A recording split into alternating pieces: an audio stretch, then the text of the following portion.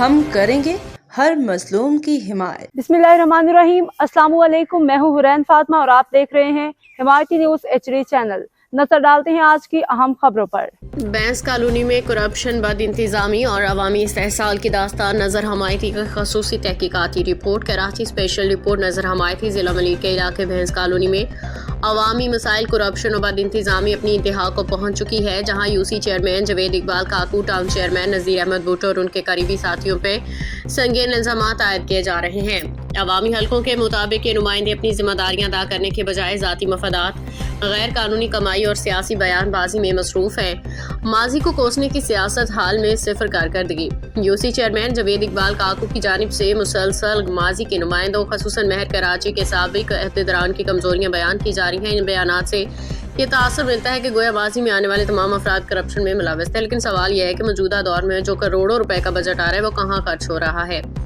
عوام کا کہنا ہے کہ اگر پیپلز پارٹی حکومت کے تحت ترقیاتی کام ہونا ذمہ داری ہے تو مقامی نمائندوں کا فرض بنتا ہے کہ وہ ایمانداری سے عوام کی خدمت کریں، نہ کہ اپنی کرسی بچانے کے لیے بیانات دیں۔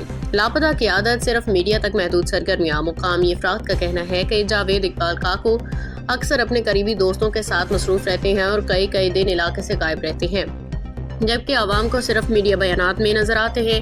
ترقیاتی کام بھی صرف من پسند علاقوں میں کروائے جاتے ہیں، جبکہ پورا بینس کالونی بنیادی سہولیات سے محروم ہے۔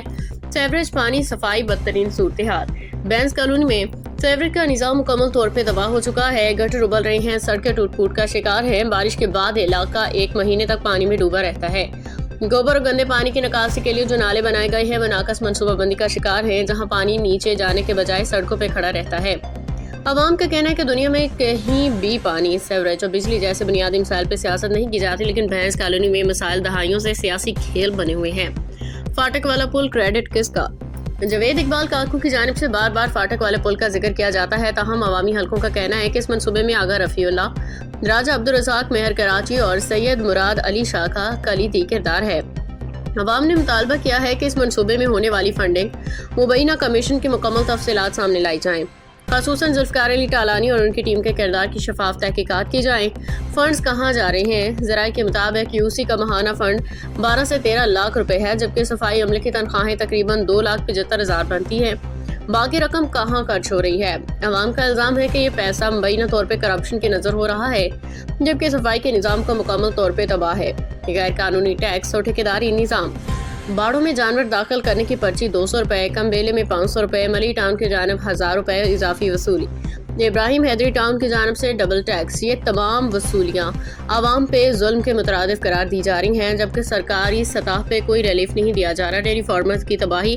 ڈیری فارمرز شدید بحران کا شکار ہیں۔ ایک بھینس کا روزانہ چارہ تقریباً 1150 روپے، دودھ کی ایک پیداوار 8 کلو سے ہے۔ بھینس کو ویکسینیشن اور دوائیاں، اس کے علاوہ گوالوں کے اخراجات، سوالوں کے کھانے پینے ہی تنخواہیں، اپنے اخراجات، بچوں کی فیسیں۔ کسان یوں سمجھے کہ آگے جاتا ہے کھائی ہے، پیچھے جاتا ہے تو کنواں ہے، اور نتیجتاً کسان قرضوں میں ڈوب چکے ہیں۔ جانوروں میں بیماریاں پھیل رہی ہیں، ویکسینیشن کا کوئی نظام نہیں ہے، مردہ جانور سڑکوں پہ پڑے رہتے ہیں۔ سیکیورٹی کی بدترین صورتحال۔ بینس کالونی میں ڈکیتی کی وارداتیں معمول بن چکی ہیں۔ جاوید قریشی سے 24 لاکھ روپے لوٹ لیے گئے اور ایک اور شہری سے 8 لاکھ روپے چھین لیے گئے۔ کوڈ نمبر 7 پہ مسجد کی پیش امام کے والد سے بھی بڑی رقم لوٹی گئی۔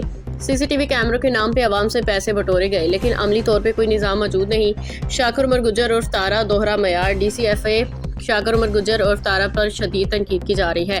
عوام کا کہنا ہے کہ وہ آج ویڈیو بنا کے مسائل اجاگر کر رہے ہیں، لیکن ماضی میں جب اللہ والی مسجد میں گوبر کا پانی چل جا رہا تھا، اسکول کے بچے گٹر میں گر رہے تھے، سڑکیں تباہ حال تھیں، تو اس وقت خاموشی اختیار کیے ہوئے تھے۔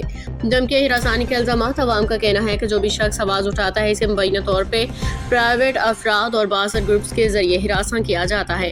ذوالفقار علی ٹالانی، ریاض علی ٹالانی اور جابر ٹالانی کے نام بھی اس حوالے سے سامنے آئے ہیں، جنہیں مبینہ طور پہ باثر قرار دیا جا رہا ہے۔ اداروں سے اپیل۔ علاقہ مکینوں نے حکومت Sindh commissioner Karachi Peoples Party کے اعلیٰ قیادت سے مطالبہ کیا ہے کہ جاوید اقبال کاکو، نذیر احمد بھٹو، شاکر عمر گجر عرف تارا، ذوالفقار علی ٹالانی اور دیگر متعلقہ افراد کے خلاف شفاف تحقیقات کی جائیں، کرپشن میں ملوث عناصر کو برطرف کیا جائے، بینس کالونی میں فوری بنیادی سہولیات فراہم کی جائیں، خصوصی اداریہ آرٹیکل عوامی خدمت یا ذاتی کاروبار بحث کالونی کی موجودہ صورتحال صرف ایک علاقے کا مسئلہ نہیں بلکہ پورے نظام پہ سوالیہ نشان ہے۔ جب منتخب نمائندے عوامی خدمت کی بجائے ذاتی مفادات کو ترجیح دیں تو نتیجہ وہی نکلتا ہے جو آج بھینس کالونی میں نظر آ رہا ہے۔ یہ امر انتہائی افسوسناک ہے کہ پانی، سیوریج، صفائی، صحت جیسے بنیادی مسائل بھی سیاسی مفادات کی بھینٹ چڑھ رہے ہیں۔ اگر یہی صورتحال برقرار رہی تو نہ صرف عوام کا اعتماد ختم ہوگا بلکہ نظام بھی مکمل طور پہ ناکام ہو جائے گا۔ حکومت وقت کو چاہیے کہ فوری ایکشن لے، شفاف احتساب کو یقینی بنائے اور ایسے عناصر کو منظر عام سے ہٹائے جو عوامی خدمت کے نام پہ صرف اپنی جیبیں بھر رہے ہیں۔ نظر حمایتی کا عزم ہے کہ وہ حق اور سچ کو سامنے لاتا رہے گا، چاہے حالات کیسے بھی ہوں، کیونکہ صحافت کا اصل مقصد عوام کی آواز بننا ہے۔ اب تک کے لیے اتنا ہی۔ مزید خبروں اور اپڈیٹ سے باخبر رہنے کے لیے دیکھتے رہیں حمایتی نیوز HD چینل۔